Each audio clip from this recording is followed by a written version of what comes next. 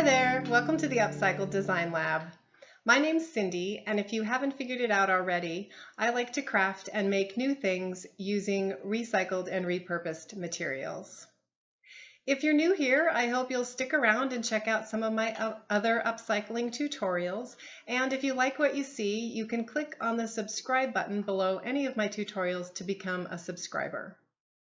Also, if you'd like to be notified when I upload new videos, be sure to check the bell icon as well.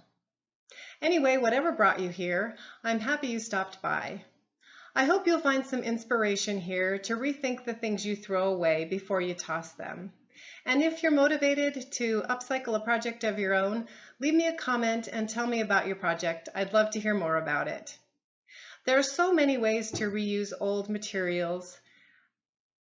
I really hope you'll give upcycling a try. For example, you can make a giant Halloween spiderweb out of plastic grocery bags, or you can decorate your entire house for Christmas using items from your recycle bin. And if you'd like more information on some of those projects, you can follow the links in the corner of this video. For today's project, I'm continuing to renovate my messy craft room, and if you've missed any of the projects in this craft room makeover series, you can get caught up by following the links in the comment section of this video. One more thing before we get started, if you are new to my channel, I should probably warn you that I don't do Martha Stewart type of projects. My style is a little bit more Alice in Wonderland. So follow me along on today's adventure down the rabbit hole where cardboard boxes can become fancy frames and hammers and other tools are considered art. So when I started this whole craft room makeover, one of my objectives was to make the room more organized and to make the tools that I use more frequently easy to find and store. So I'm pretty embarrassed to show you this, but this is the corner of the room when I started, and here is a look after I cleaned out all of the clutter. As part of my room makeover, I'm painting a couple of the walls. So I've taken everything off the wall here and painted the wall, and now it's ready for my frames. So to start this project, I took some measurements and decided on some different sizes of frames that I wanted to make. And then I cut some pieces of cardboard to glue together to make the base for my frames. So for my designs, I used mostly half-inch strips of cardboard to make all of my frames, but of course there are no rules. You could cut as wide of pieces as you wanted to play around with. And I have said this in a lot of my videos, but I like to use a combination of white craft glue and hot glue when I'm gluing pieces together, because the craft glue gives you a little bit more sturdy hold, and the hot glue will give you a quick hold.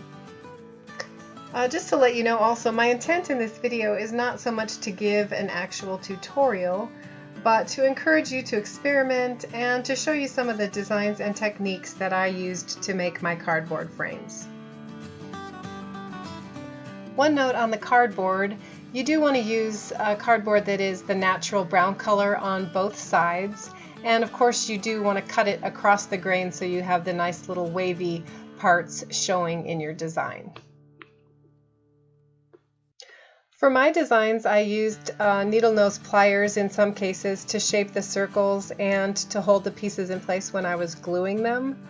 And I tried to experiment with a lot of different shapes. I made some circles and squares and teardrops and swirly type shapes. The point is just to play around and have fun with the project.